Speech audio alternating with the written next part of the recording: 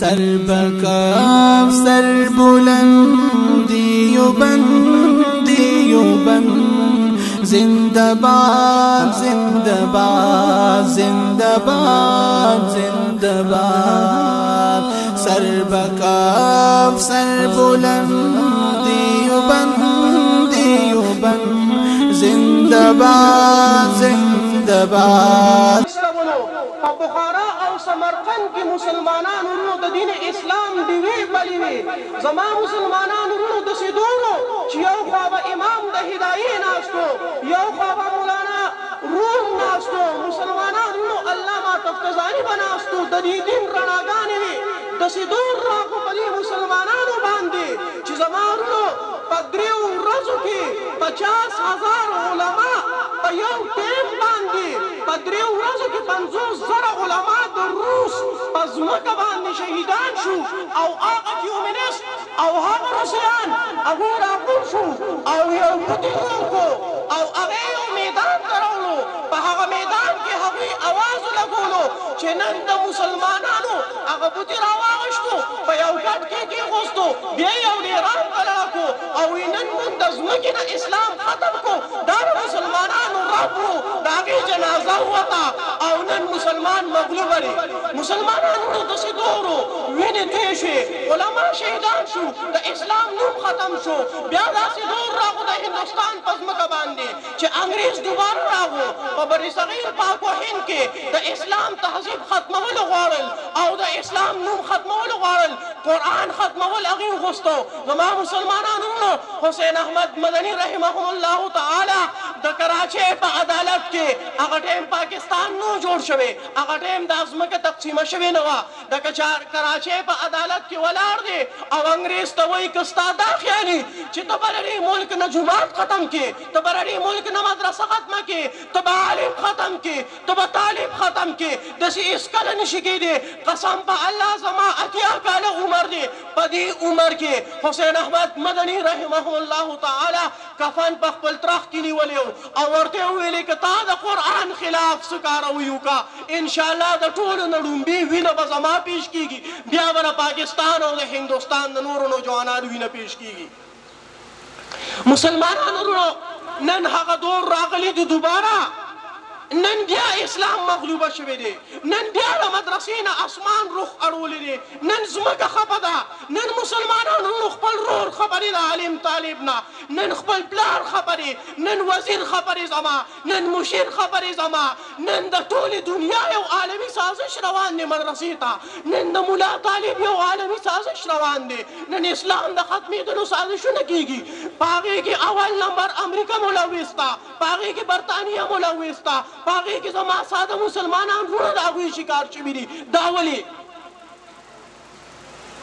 مسلمانانو وروڼو دا مدرسه د دین قله ده دا عالم طالب دا د دین قله ده نن مسلمان وروڼو په هر طرف نه په ملا باندې اعتراض روان دی که په مدرسه کې ناست خلک څه وایي وایي ما صرف او صرف دا مولیان په مدرسو کې ناست دي د دوی کار صرف بس دغه کتابونه دي زموږ معاشرې ته دې راوځي مونږ سره د یو ځای قدم واخلي که ملا سیاست میدان ته راوځي وایي ملا په سیاست څه کوي ملا خو دې مدرسه کې ناست دي که ملا غریب وي وایي مړه ټول عمر دې مولیانو پردې وظیفې خوړلې دي ټول عمر دې روټۍ خوري که ملا مالداره شي وایي ملا سره ګاډې راغو او ملا سره ټوپکمار ګرځي زما مسلمانانو اخر د کوم جرم سزا میلاوي اخر دې قوم سره بد څه کړي دي اخر دې معاشرې سره بد څه دي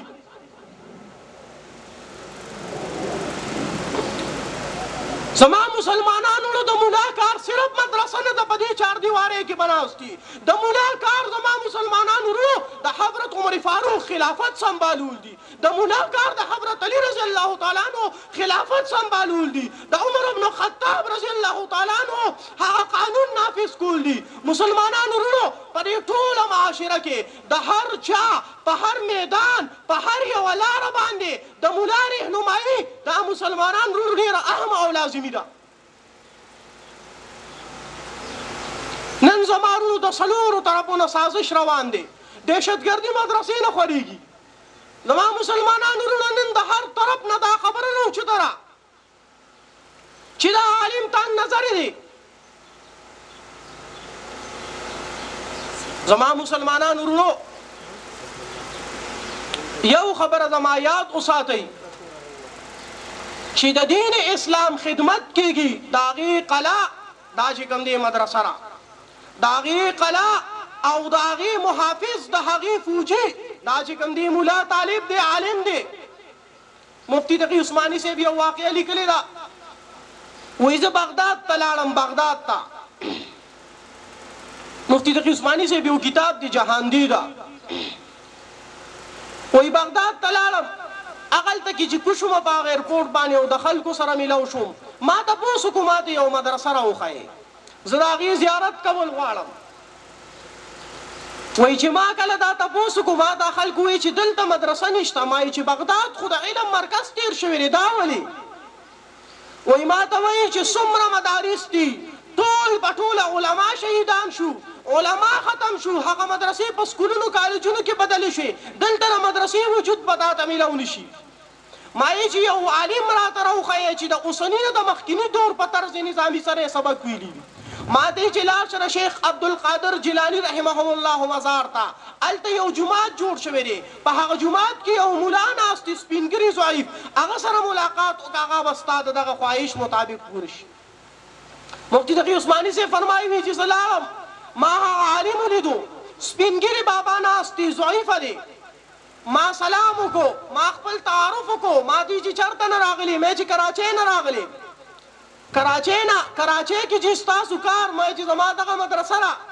مفتی تقی عثماني صاحب فرمایي وایي ما نه یې تپوسونه شروع کړو ستاسو مدرسه کې څه څه وي. ما ورته ټوله کارګزاري بیان کا چې دا کتابونه دا فقه دا بخاري دا تفسیر دا دومره طالبان مونږ سره سبقونه وایي. الحمدلله دونه فارغي کېږه سالانه. ما ته چې تاسو کوم کوم کتابونه وایي ما د کتابونو نامې اخیستل شروع کړو. هغه عالم په ژړا شو د سترګو نه اوښکې روانې دي. ما یې چې مولانا صاحب ولې ژاړې؟ ما ته وایي چې کومه مدرسه کې تاسو ناست یې د کوم دین او اسلام د علومو تحفظ کوئ د پیغمبر د دغه دین تحفظ کوئ. مونږ د هغه کتابونو د نامو اورېدو نه محرومه پاتې شوي. نن دلته هیڅ نشته دی. پاکستان ته لاړ شه هغه عوام او علماو ته زما یو پیغام ورکه چې کله ستاسو په مدرسه باندې حمله وشوه کله ستا د مدرسې خلاف سازش جوړ شو مسلمانان ورونو د هغې شکار نه شئ. د هغې دفاع کې د هیڅ قسمه قربانۍ نه دریغ تاسو ونه کوئ. ګینې دغه حل به کوم چې نن د بغداد د دغه علومو د ښار حل.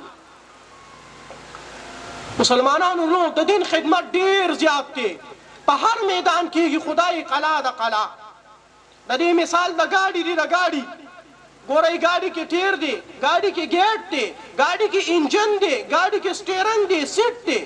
اوس په دې ټولو باندې ګاډي راجمع شوي دي. جهاد د دین خدمت تبلیغ د دین خدمت سیاست د دین خدمت تصوف د دین خدمت د صحابهو دفاع د دین خدمت. مسلمانان ورونو دک رنګ په دې ټولو کې اعلی خدمت سري هغه د دین مدرسه را.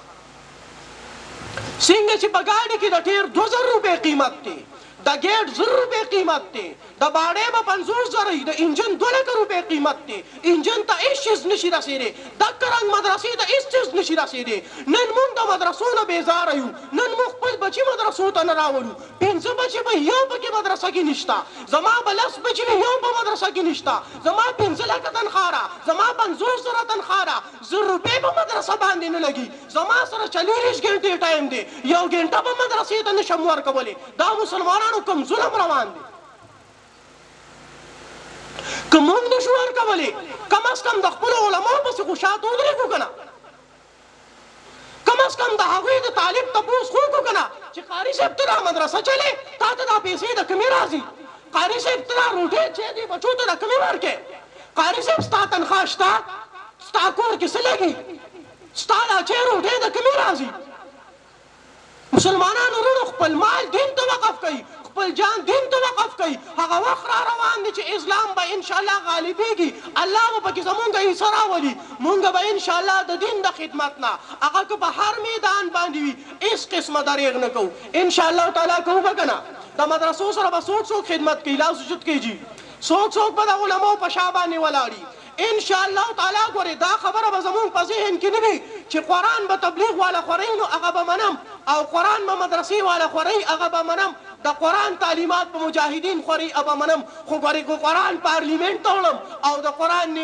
نظام په پارلیمنټ کې غواړم هغه به زه نه منم نه مسلمانان وروڼو دا د قرآن حق دی د دې ټولې دنیا مسلمانان په دې خبره ګناهګار دي که د پاکستان په اسمبلی کې د سعودي عرب په اسمبلی کې د افغانستان په اسمبلی کې د قرآن نظام رانغو دا ټول به د الله په نیز باندې د قیامت په ورځ مجرمان دي مسلمانان وروڼو د اسلامي نظام دپاره منډه او انشاءالله تعالی د دین د هر قسمه محنت دپاره منډه دا افضل جهاد دی په دې وخت کې مسلمانان وروڼو دین اسلام ته غاړه ورکول او دا هغه سکروټ کړي چې په لاس کې نیول دي تاسو ته به هر قسمه سازش والا راځي هر قسمه خلک به راځي تا به د علماو نه اړوي خو انشاءالله تعالی چې تر څو پورې د علماو رهنمایي وي مونږ سره مونږ به کامیاب یو مونږ به کامران یو انشاءالله تعالی ناکامي مونږ او تاسو ته نشي راتلی مونږ د الله دې په دې لږو شان خبرو د عمل کولو توفیق راکړي وما علینا الا البلاغ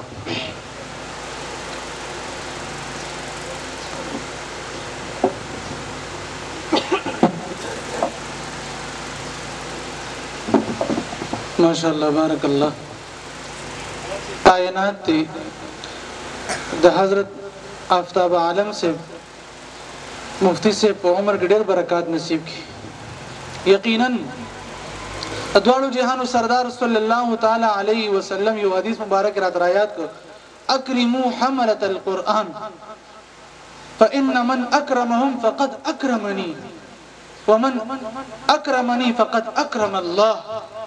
دوړو جهانو سردار تعالی علیه وسلم فرمای تاسو د قران او چتون کی د قران یادون کی د قران ویون کی د حافظ طالب عالم د دې عزت کوي د دې عزت کوي چا چې د دې عزت کو هغه زما عزت کو او چا چې زما عزت کو الله به هغه عزت کی هغه تکریم وکي یقینا ناز دل کی بهترین حافظان دي د افریدآباد ډیر بهترین طالب علمان دي دا مفتی نجیب الله صاحب دلته ناز دي الله رب العزت ردی په عمر کې ډیر زیات برکات نصیب کی په هر محفل کې زما سره شرکت کړي دي او کلم زما ختم چې شوی دی الحمدلله دی ما سره پای کې شریک شوی دي رب کائنات ردی په علم او عمل کې ډیر ترقی نصیب کی همیشه مدارس مساجد علماء دې زمانه ته د خلکو ته بهترین افراد د طالب علمانو په شکل باندې ورکړي دي خو بدله او سله ورته سملو شوی دا په دې علماء روټه باندې کوي تدوالو جهانو سردار فرمایي لا یاکل طعامک الا تقی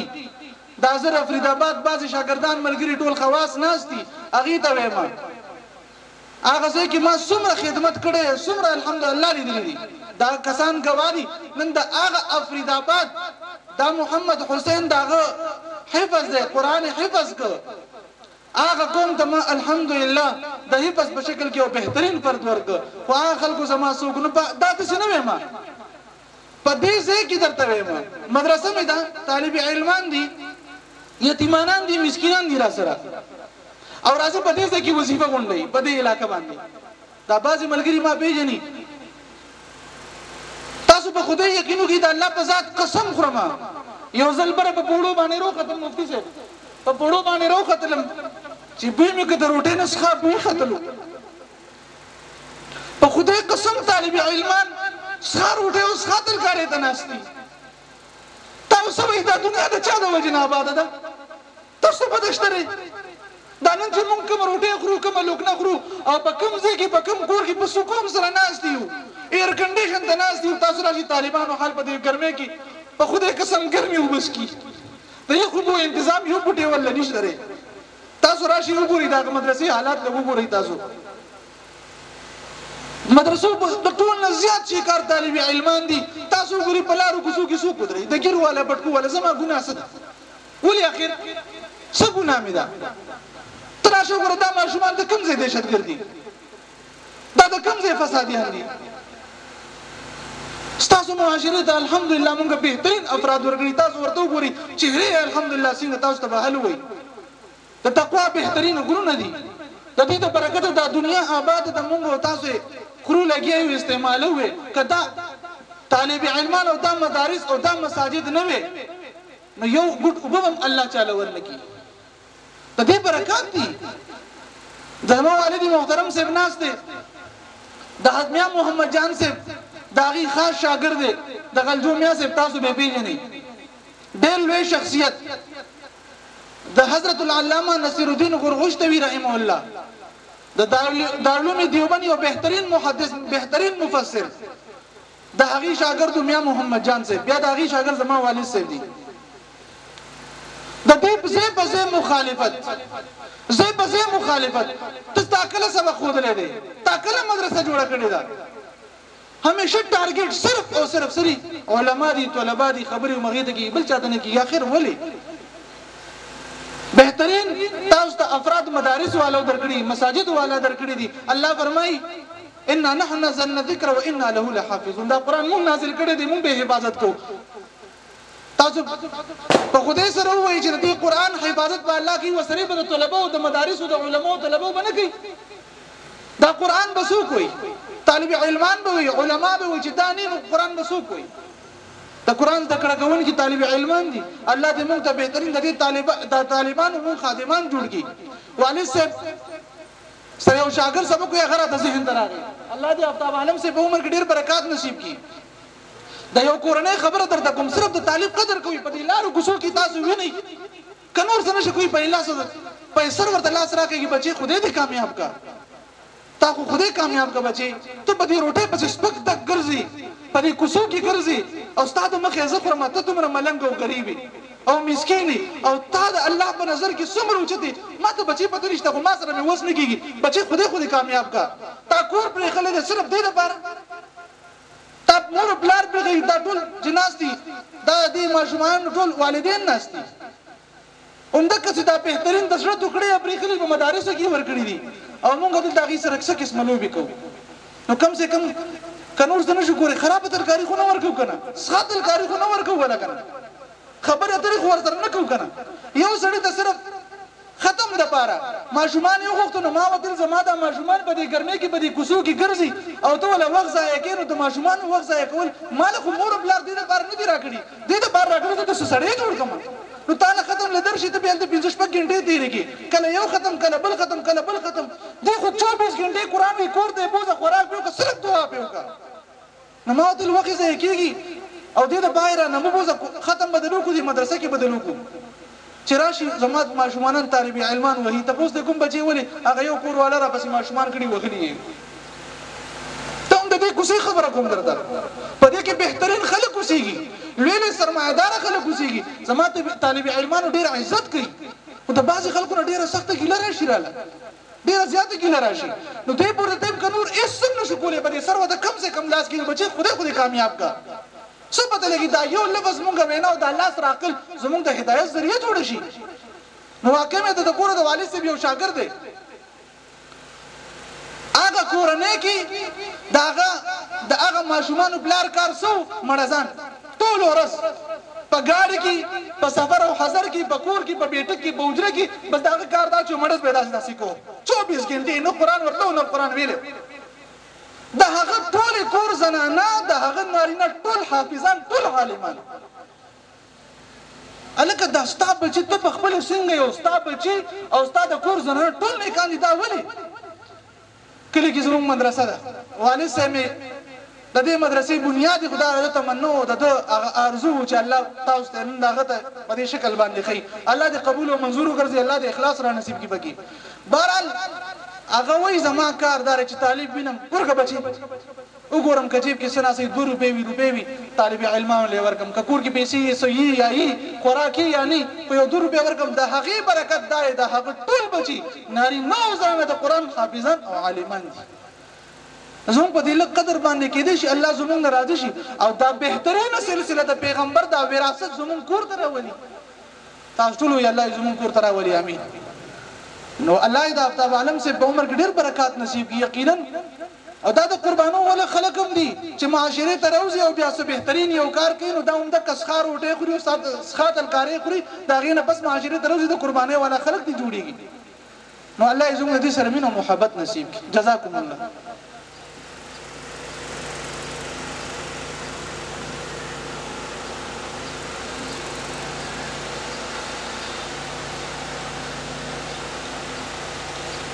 داو زمونږه جامعه فاروقیه هغه محتمم مفتی عرفان الله حقانی دامت برکاتهم العالیه چې تاسو د وړاندې د خپل زړه هغه درد وړاندې کړو یقینا تاسو مخلص یې تاسو د دین سره محبت کوونکي ګیند د زړه خبره خلک هر چاته نه کوي خپل لغم داستان هر څوک هر چاته نه بیانوي دا صرف دا آهوزاری دا د الله ته خون کوي چې سړی الله ته وایي چې الله مونږ خو ستا کلام راغشته دی غم سینې ته یو ځای کړی دی او نور څه کار خو نه کوو خو دغه ستا قرآن رالو هغه وایو تلاوت کوو زده کوو او ستا احکاماتو د پیغمبر طریقو د هغې د پهچان او معرفت حاصلولو کوشش کوو په ځان کې راولو او خلکو ته د هغې تعلیم ورکوو نو دا میشن دا خو زمونږ د اکابرینو بهرحال زمونږ نوجوان عالم دین مولانا مفتی افتاب عالم صاحب د هغې نه پس زه خطیب جامع مسجد رحمانیه د هغې استاد محترم جناب محترم مولانا منظور صاحب دامت برکاتهم العالیه د هغې په خدمت کې درخواست کوم چې راشي او ستاسو د وړاندې په مختصر الفاظ سره قال الله و قال رسول بیان کی جناب محترم مولانا منظور صاحب دامت برکاتهم العالیه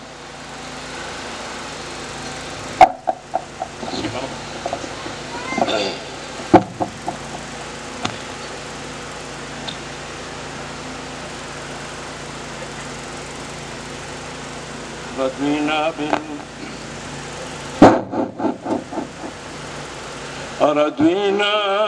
بالله ربا وبالإسلام دينا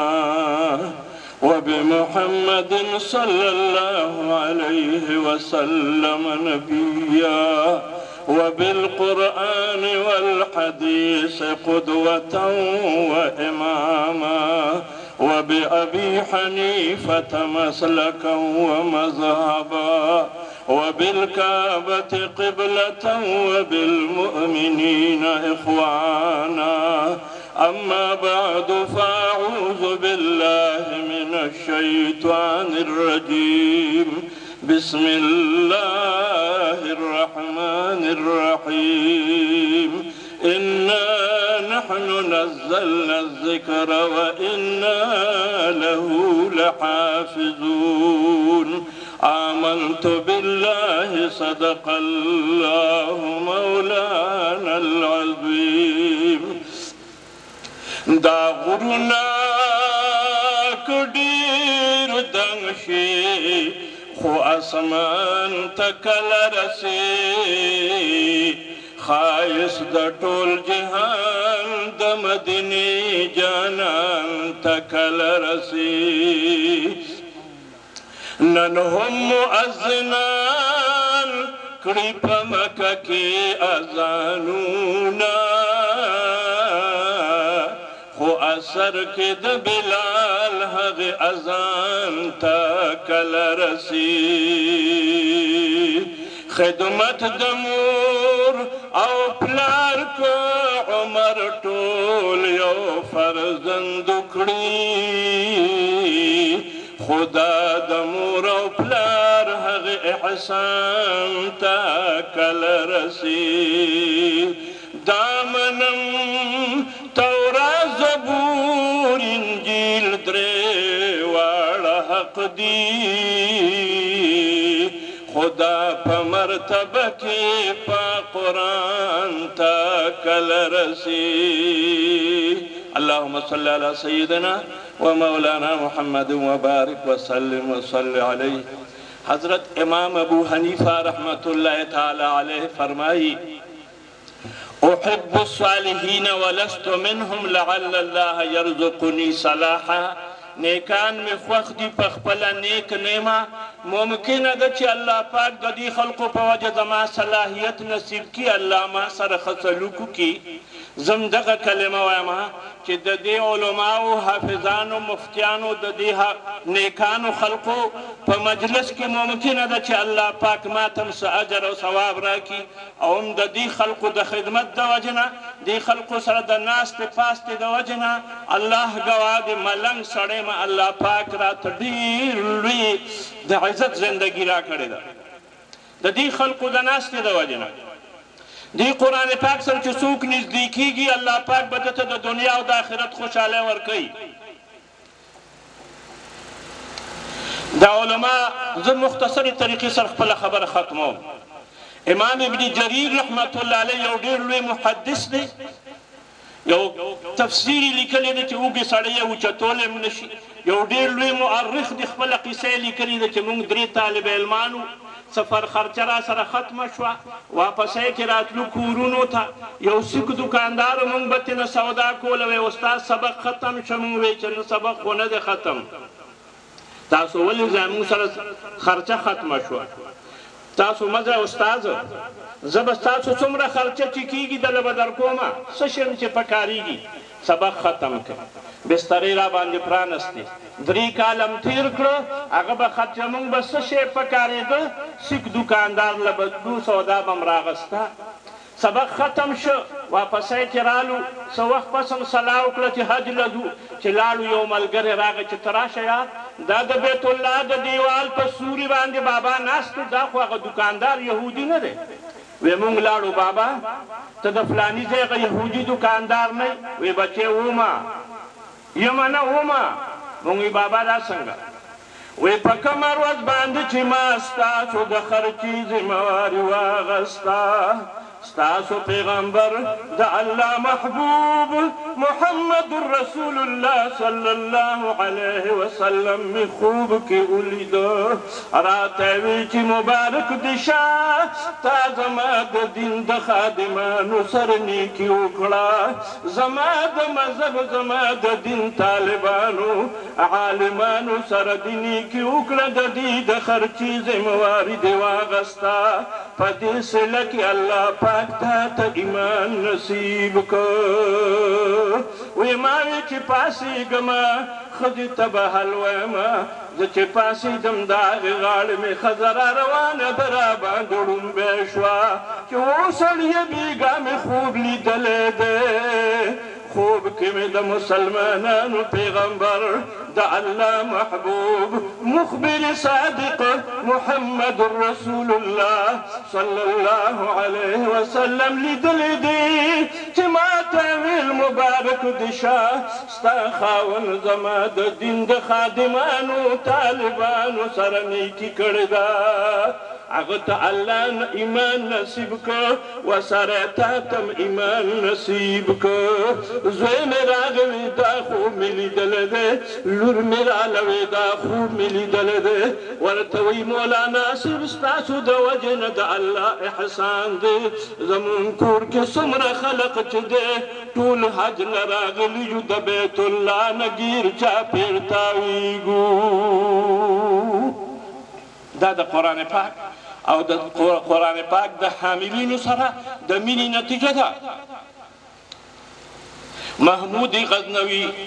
چا خوب کې ولید چې ډېر د عدل حکومت دې کړو، الله به بخلی وینا چې کومه مقدمه به مې کوم رجسټر کوم یو فایل به مې الله ته پیش نو راته به وي دې کې دا خامي ده د یو وړې غونته نیکۍ د وجې نه الله بخلی ما هغه څه نیکي ده یو غزا نه واپس شو ما دپاره ټینټ لګېدلی و چې مې وکاته خپو ته مې قرآن ویزاندو وی ما وی دا قرآن راغلمه سر ته به یې ویزان کړم ناڅاپه مې سوچ راغی چې محموده تو دومره لوی سړی ځان ګڼې چې د الله دا قرآن به په دې خیمه کې کله سر ته کله خپو ته ویزان دی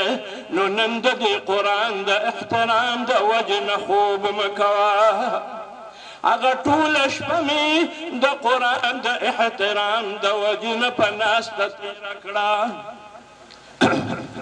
الله فرمایل چې محموده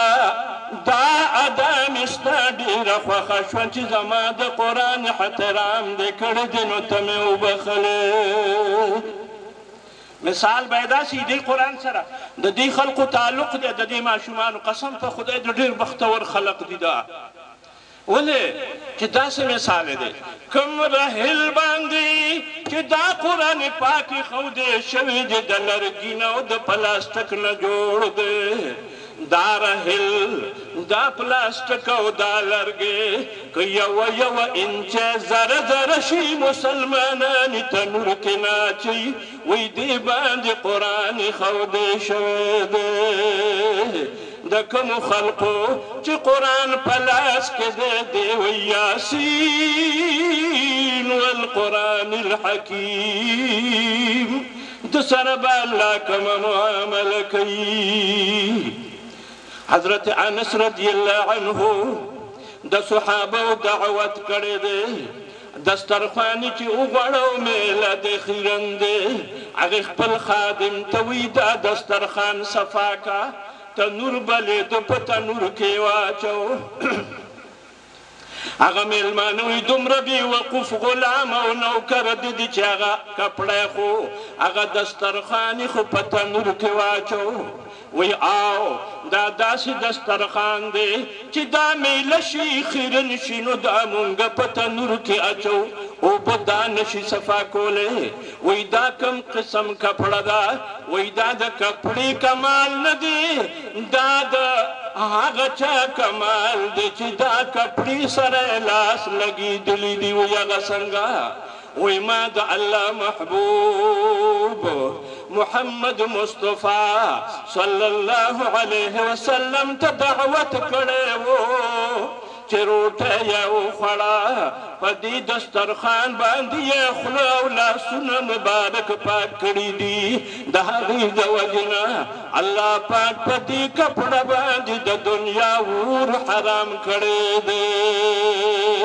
دا اور به د دې کپړې نه میل سیزي کپړې ته غږ نشي کولی د چا چې د قرآن پاک سره تعلق دی د دې د حاملینو سره استادانو سره تعلق دی همیشه به ورته الله پاک د کامیابۍ لارې کولاوي او که څوک وایي چې نه زه د قرآن پاک سره تعلق نه ساتمه زه د دې خلقو سره تعلق نه ساتم الله فرمایي زه خپل کار کوه गाड़ी रवान दे कटा पकी टिकट वागस्त ब्या पकी उद शकराचे पूरी बदी उड़ी औ कन प स्टेशन उद पाती फिनो गाड़ी बदन लाड़ सीधा गाड़ी बचलीगी अल्लाह फरमाई इन्ना नहनु नज़्ज़लना ज़िक्र व इन्ना लहू लहाफ़िज़ून अल्लाह फरमाई دا قرآن ما نازل کړی دی او زه به حفاظت کوم الله فرمایي ما ولې په مرغو باندې بیت الله د ابرهه د لښکر نه دی بچ کړی آیا ما د نمرود فوج په ماشو نه دی غرق کړی آیا ما د نوح علیه السلام کفار په طوفان نه دی غرق کړي زمړ خپل کار کوه که د وسه دې کېږي ډېره ښه ده کني نو خپل نقصان دی دی الله فرمایي د دې حفاظت به زه کوم ما نازل کړی دی د جنگ بدر نه وروستو صفوان بن امیه ساده ساده خبرې څه کوم بس کوم بس ما ته مولانا صاحب ویل وخت لږ دی خبر زر ختمون بس صفوان بن امیه د مکی یو لوی کافر د بدماش بیرست ایمان قبول کړی د فتح مکې نه وروستو د یو ونې لاندې ناسته ډېر پریشانه دی دا شونډې پرې وځي عمیر نوم یې د شیطان القریش ورته وایي ډېر لوی شیطان سړی دی هغه راغی صفوانه ډېر خفه یې وایي خفه به نه یم دې محمد صلی الله علیه وسلم خو زموږ نه پوزه پرې کړه ده خو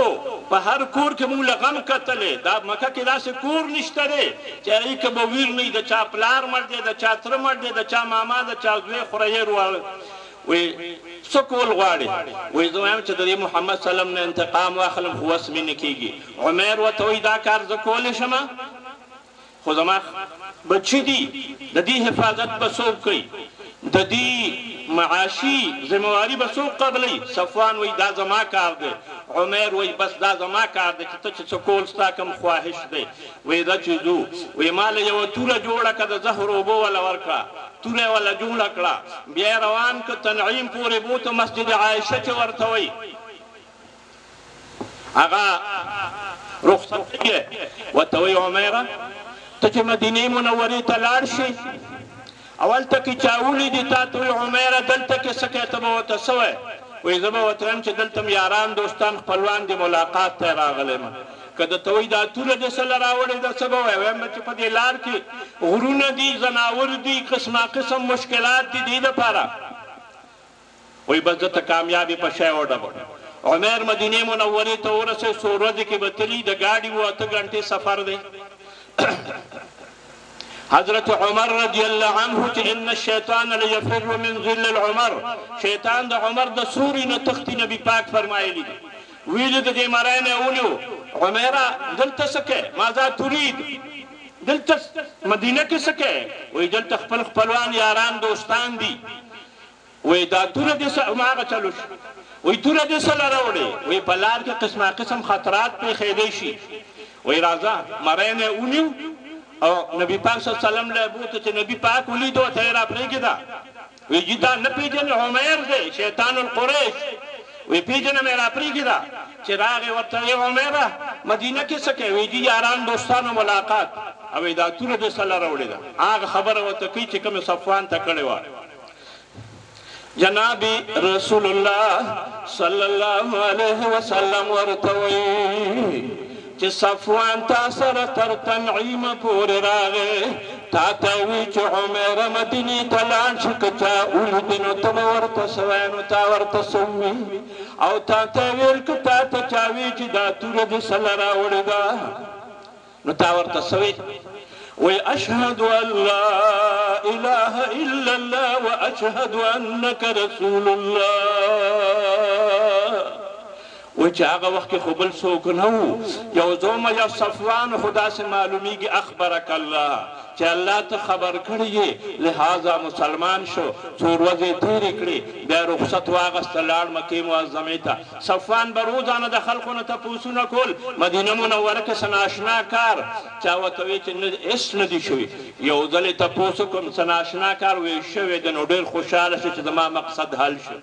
هغه سړي ورته وایي چې نه تا خو عمیر لېږلی د محمد صلی الله علیه وسلم شهادت پسې او هغه خو د محمد رسول الله په قدمونو کې پروت د مسلمان شوی ډېر غوسه شو څه وخت پس عمیر راغی کور ته لانډ د صفوان حجرې ته ورغی دی ورته لګیا چې ستغې سپورې دلا د اوس کنځلې ورته کوي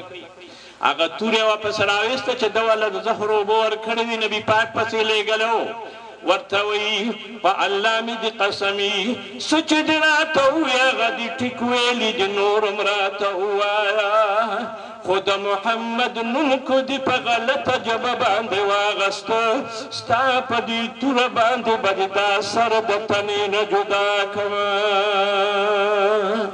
الله د دې خپل دین د حفاظت ذمه اخیستې د دوستانو څومره پورې وسم چې زه درته قسم خورم په الله او دس کې ما د دې علماو مجلس دی دا څومره دولت چې لګي دا تاسو تجربه وکړئ ما پې کړې ده او د الله په دا الله او د الله په نبي په خبرو مونږ تجربې کوو دا تبا د دې وجې قسم په خدای امام احمد ابن حنبل رحمت الله علیه دا ډېر تفصیل کې زه نه ځم د علماو مجلس څه نه دي راته غوسه شي درنګ ساز ده دې نه م یېرېږم چې بېعزته مې نه کړي امام احمد ابن حنبل رحمت الله علیه ډېر لوی شخصیت تېر شوی دی او که د هغه درته مې بیان شروع کړو جاړی به خو وخت نشته دی یار د د هغه زوی محدث دی سترګې یې خوږ شوې وې حدیث کې ولیدو چې په خوږو سترګو کې څوک د خریړې اوبه واچوي دا ورسره جوړېږي اوبې پکې واچولې سترګې نورې خوږ شوې او شوبې چې شم دی امام صاحب ته چا وی د دوی تپوس راغی وی هلکه دا ولې وې سترګې مې خوږ دي وې څه دې پکې اچولې وې حدیث کې مې ولیده د خریړې اوبه نو ډېرې خوږ وې څه دې وې چې وی ما وی چې یاره خوږ خو هسې هم دي را چې تجربه پې کوم وی ښه ته وایې چې سترګې مې جوړې ولې نه شوې زه وایم چې ړوند شوې ولې نه یې ته د محمد رسول الله په خبرو باندې ازمېښتونه کوې تجربې کوې چې جوړې شو جوړې به شي او که جوړې نه شوې خوږ خو هسې هم دي لرګی پس راواغست شابه د خریړې اوبه وباسه او په دې نیت یې پکې واچوه چې دا د الله محبوب محمد رسول الله وایه صلی الله زور سره شوق سره صلی الله علیه و آله وسلم فرمایلي دي چې خوږ سترګې د خریړې په اوبو جوړېږي شابه پکې واچوله جوړ شو موږ د الله په خبرو ازمېښتونه کوو دې زوی راته بله د چا متعلق وویل وی چې یاره هغه فلاني خو موږ ته داسې ښکارېږي د هغې حالت خو ډېر خراب دی زما څه د خپل وسه څومره چې مې کېدی شو له 100 روپۍ څه مې واخېستې داسې ولم قسم دی چې راغلم الله پاک 3000 روپۍ ماښام راکړې دا مې تجربه شوې ده الله فرمایي تاسو یې ماله راکوئ زه به یې تاسو له درکوم عبدالرحمن بابا وایي د حدیث ترجمه یې کړې ده د خزانه په سخاوت سره به یې زیاتېږي د کوهي اوبه چې وباسي بسیار شي خپل صدقات خپل عطیات خپل روټه دا د الله شکر پکار دی چې یو طالب یو چڼې زما ستا په کوڅه کې اواز وکړي چې وظیفه راوړی خدای دې وبخه د الله احسان نه ګڼي چې دې نه یو ټوکړه رانیمه کړي او دله ورکړي که الله تا ته ویلي و چې هغلته یې ورپسې اوسه دا به دې پلار وړې وه دا ګوره نو خپل څومره پورې چې ستاسو وس کېږي او زه خبره په دې ځای بس ختموم او د دې به تاسو ته یو مثال هغه د 5 روپۍ 10 روپۍ ولې نه یاره زه غریب سړی ما ته خپل حیثیت معلوم دی نمرود ابراهیم علیه السلام ته اور بل کړی و دا ګرګټ ورته وایي په کورونو کې چرمخکی ده په د میرو کې کربوړی ورته وایي هغه به ورته پوکي کول چې دا اور تیز شي د الله نبي د هغه دپاره سزا مقرر کړې ده چې چا کربوړی مړ کړ د دپاره 100 نیکی ثواب دی ولې چې د نیت خراب او کمترې به په یو څاڅ کې اوبه اچولې په هغې څاڅ کې اوبه اور نه مړ کېده خو نیت یې ښه الله هغې ته د نبي علیه السلام د دعا د وجې نه په دنیا کې ډېر لوی احترام ورکړی دی زما خو نور وس نه کېږي الله ته پته ده دې جیب کې مې یو 100 روپۍ دي دا زه په دې بنیاد باندې ورکومه کېدی شي چې د یو ماشوم پیچه د یو وخت روپۍ وشي تاسو څومره وس کې کېدی شي د الله د رضا لپاره په عرفان باندې هیڅ ملازه نشته دی